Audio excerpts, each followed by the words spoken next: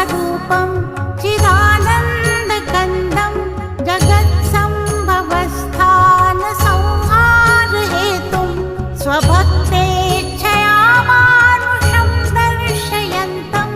नमामीश्वरं सद्गुरुं साईनाथं